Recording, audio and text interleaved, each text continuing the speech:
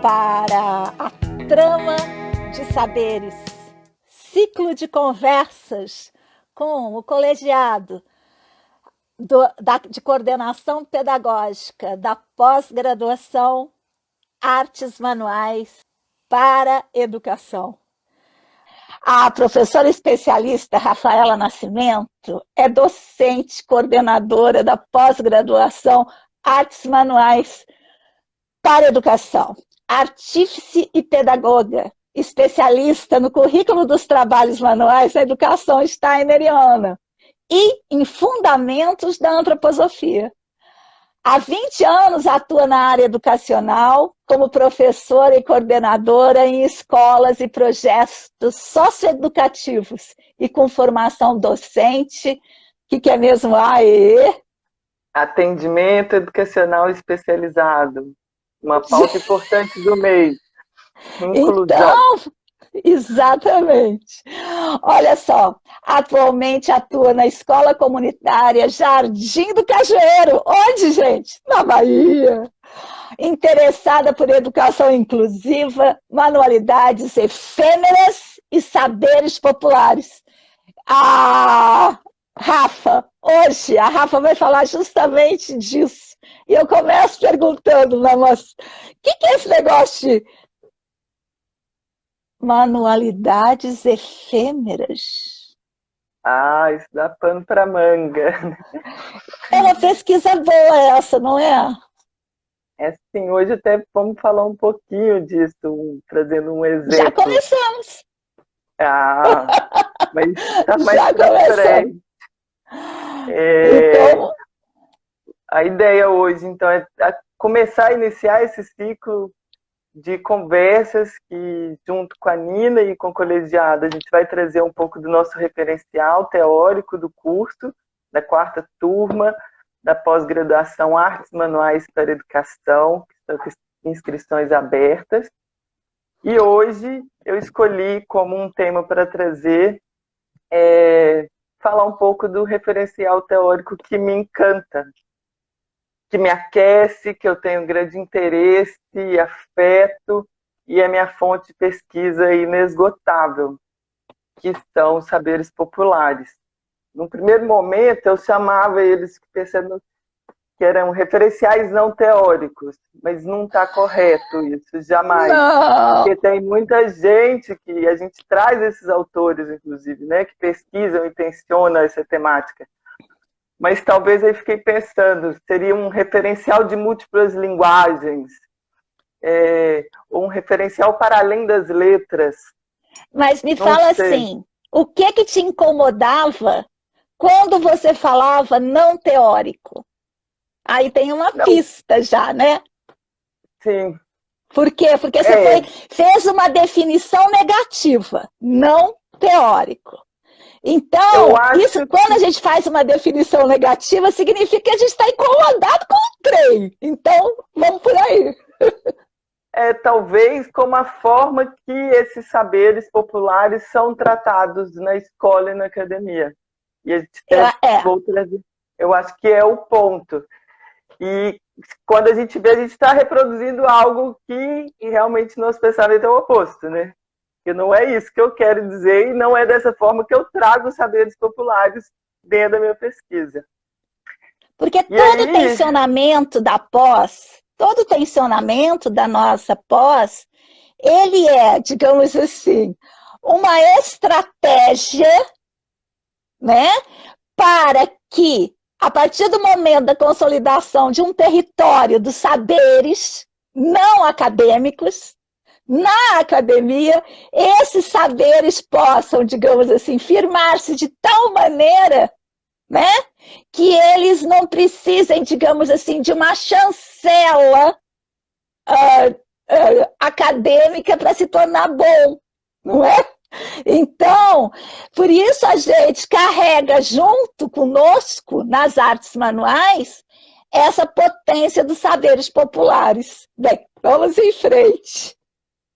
E posso citar alguns desses autores que estão na nossa biografia que tensionam isso, e outros que vão entrar porque dialogam com esses autores que estão, como Boaventura, Paulo Freire, a Silvia Rivera, o Miguel Arroyo, a pedagogia griot, você, Nina Veiga, a antropologia, a antroposofia da imanência, que a gente não vai ver esse termo lá, saber popular, mas a essência está ali falando disso, sim. Não, mas é que ali está legitimando, digamos assim, o conhecimento do corpo todo, e não só do intelecto. Porque o que eu queria que você trouxesse era justamente essa palavra, o conhecimento intelectual. Né? O intelecto, esse conhecimento intelectual é que a gente tensiona, porque o conhecimento não é só do intelecto, o conhecimento é do corpo todo, e os saberes populares, ele é um conhecimento com o corpo todo, não que o intelecto não esteja ali, está, mas ele não está, digamos assim, ressecado, como normalmente. Agora a academia somos nós, né? Mas, como tradicionalmente, uma certa academia cisma em dizer que é o melhor, não é? Verdade. É, por aí mesmo. E aí a gente trazer isso forte, essa existência, afirmar essa existência dessa pluralidade de formas de estar no mundo, né? De produzir conhecimento fazendo. E esses autores tem um dos nossos, tem até um dos nossos autores que fala: fazer é pensar, né? Pensar é fazer. Eu gosto até mais de inverter o que ele diz, né? E é esse pensar vivenciado, né? E aí, Nina, é muito legal eu pesquisando assim, então, por que a gente não chama de conhecimento popular? Porque né, até o próprio termo saber e conhecimento, se são sinônimos. E quando você vai ver como classificam esses saberes populares, aí para a gente é muito interessante. Entra plantas medicinais, o conhecimento envolvido a isso, agricultura familiar, a culinária e as artes manuais. Então, você consegue... Travou um pouquinho a nossa querida professora. Então, você travou um tiquinho. Entrou uma chamada de treino no celular, é um problema. Gente, não me liguem agora. Todas essas classificações desses saberes, o conjunto está diretamente relacionado com os modos de ser e viver, com essa produção de vida, né? Então, a gente está falando da relação com a Terra e essa vida como base de produção de conhecimento. Então, isso para mim é muito forte. E aí, quando a gente vai pesquisar as artes manuais, aonde que a gente vai buscar a gênese e a essência das técnicas e dos materiais? Qual que é a fonte que a gente bebe a água mesmo? Está aí, né? No território, nas pessoas que fazem isso e no contexto que elas tiveram a necessidade de fazer isso na sua produção de vida. E também que veio, assim, que me vem essa separação de conhecimento científico, humanístico, acadêmico, para os conhecimentos populares. Eles põem os conhecimentos, costuma-se pôr os conhecimentos populares na caixinha das crenças, superstições, desvalorizando e descredibilizando esse conhecimento intuitivo. E aí fiquei com a pergunta: a ciência, o que seria da ciência sem a intuição? Só que a gente não pode generalizar. Uma certa ciência, numa certa academia, faz isso. Nós, cientistas, na academia, não fazemos. Nós e muitos outros cientistas que estão na academia hoje, olhando para isso, não falando sobre isso, mas pensando com isso, que também é uma diferença importante, porque os saberes populares, o conhecimento popular, sempre entrou, digamos assim, como objeto de estudo de alguém que tem esse esse perfil intelectual, pesquisador. E o que a gente propõe é justamente torcer isso, é trazer a mocinha do pano de prato para dentro da academia, para que ela fale sobre o seu conhecimento, legitime o seu conhecimento. Eu sou uma mocinha do pano de prato, né? Entrei na academia para legitimar o que eu fazia, não é? E esse é um desafio como pesquisadora, né? Porque a gente se colocar fora como um estudo, eu estou observando fora e eu vou narrar sobre. Não. Falar sobre. E a gente opta, a nossa política, né, de pesquisa é falar com, né? É falar com a gente dentro. Mesmo que a gente esteja olhando para o outro.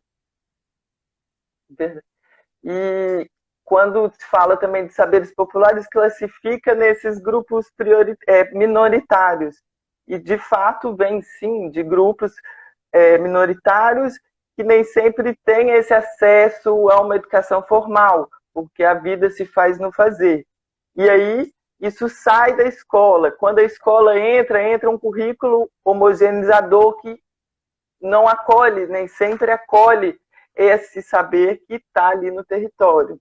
Algumas escolas, porque sim, tem escolas incríveis fazendo trabalhos muito lindos, escolas públicas, até mesmo escolas numa área que a gente é próxima, que são escolas Waldorf, né? Escolas que estão muito atentas a esse tipo de coisa.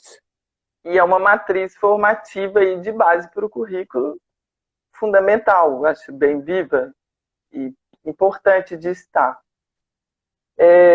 Aí vim pensando em exemplos assim, de onde esse fazer, como esse fazer coletivo que está fora da escola, que está fora da academia, onde ele se materializa como educação, né? E passa, às vezes, os próprios sujeitos que estão ali não têm essa consciência, e a gente tem esse papel importante de legitimar isso. Então, se pensar numa renda renascença, que trama é essa? Por que ela é desse jeito? Que território é esse? Quem faz? Isso está dentro da escola? Onde isso é passado? É em casa? É de família para família? É associação de produtores? Que material é esse que é usado? As redes de pesca, como que se aprende a fazer os nós, esses nós dos marinheiros, a cestaria dos marisqueiros, as bonecas nordestinas, isso tudo está dentro de um contexto muito grande. E muitas vezes é passado, isso, tem essa outra linguagem, que é dos gestos e da oralidade muito forte, mais do que nessa escrita. E aí lembrei também daquele exemplo, tem um texto da Célia Chacriabá, que ela fala aí bem a efemeridade desses saberes e dessas práticas educativas, que ela dá um exemplo da visita num quilombo, e as casas de adobe estavam se desfazendo, e aí pesquisadores da UFMG sugeriram para aquele senhor lá, não, podemos te ajudar. Temos tecnologias ótimas para que essas casas do senhor durem muito. Que dó, um trabalho tão bonito, se perdendo de 6 em 6 anos. E aí o senhor responde para ele que não, muito obrigado. E era exatamente essa dinâmica deste trabalho deles, da casa não durar a vida toda, que garantia, aí ele fala, o ensinamento e a transmissão desse conhecimento para as outras gerações. Então isso está ali naquele lugar. Eu passei essa matéria para o meu marido, né? Porque a nossa casa, ela está se desmanchando. Aí ele já automaticamente olhou para o meu filho, e aí essa nova geração falou assim, tô sabendo disso, não. Tô querendo, não. Tô querendo, não. Essa é uma questão forte. Porque quase sempre quem quer não é, digamos, da linha, né, ancestral. E aí eu acho que aí surge uma coisa muito bonita, né? Que são pessoas honrando ancestralidades que não são suas. Eu acho isso lindo. Eu acho isso lindo. Né? E precisa, né? Alguém tem que resgatar esses saberes aí perdidos, né? De alguma Porque forma. são poucos os jovens, né? Que sustentam toda a, digamos assim, que vão contra toda uma máquina, né, capitalística, oferecendo outras coisas, né, nessa dinâmica de negar o ancestral. Né? Então, agora a gente vê muito mais do que no meu tempo, eu ia dizer, muito mais do que quando eu era jovem, né? A gente vê jovens segurando essa ancestralidade, né? E eu acho isso muito bonito. Tanto as suas, da sua própria linha, né, da sua própria linhagem, quanto valorizando a linha do outro. Eu acho isso muito bonito. Também. E aí, Boaventura, ele traz uns conceitos bons aí de tensionamento, que ele fala da monocultura do saber, que a gente ainda vê isso, né, bastante, tanto na academia quanto na escola, nesse currículos mais duros, né? E essa produção de não existência, porque se não está na academia, não está na escola, logo essas pessoas que produzem esse conhecimento e esse saber não existem, que não é verdade. E aí vem a gente com essa força da pesquisa das artes manuais, que a gente quer produzir existência. A gente poderia estar fazendo esse estudo em qualquer lugar, essa pesquisa, nossos grupos, nos encontrar. Mas a importância da gente estar na universidade nesse sentido, de fazer e contra essa produção de não existência. Então, existimos, esses saberes existem, e aí, sem cair nessa armadilha, quando nos tornamos escribas, de não falar por, falar com, e pensar uma narratividade diferente também. A gente não precisa ser esse formato, como fazer um artigo acadêmico, introdução, e aí pensar e exercitar essas outras narratividades. É porque a nossa política de narratividade, ela quer dar, digamos assim, língua a os processos que estão no campo. Então, os afetos, as sensações, os não ditos, ela quer promover esses silêncios, né, que fazem parte dessas artes. Então, é necessário, sim, uma política de narratividade que permita, que tenha uma dilatação suficiente para colocar o ser dentro. Né? Então, é evidente que a política de narratividade que a gente exercita em todas as nossas pós-graduações são, sim, acadêmicas, sim, científicas, porém, elas estão num guarda-chuva teórico que inclui o corpo todo, tanto junto às filosofias da imanência e da diferença, quanto junto a uma antroposofia ampliada, né, pela imanência, que é uma antroposofia com a gente dentro também, né? É isso. E isso, não separar a técnica de quem está fazendo a técnica, né? A gente carrega essa memória narrativa aí e valorizamos isso. Então, esse é meu convite com a primeira conversa de hoje, Nina, abrindo aí para as colegas que seguirão, reconhecer e dialogar com esses saberes e trazendo essa teoria que já temos hoje aí sistematizada para namorar e tricotar com a gente junto, com nossas mãozinhas. Abro a palavra para você se despedir, e eu já estou aqui com a canetinha pronta para desligar. Salvar. Obrigada, viu, Rafa? Foi ótimo. Eu que agradeço. Muita coisa, muito, né? Eita! Eu gostei bastante de trazer esse tema. Obrigada, Nina. Boa noite e um bom fim de semana para Boa todos. noite!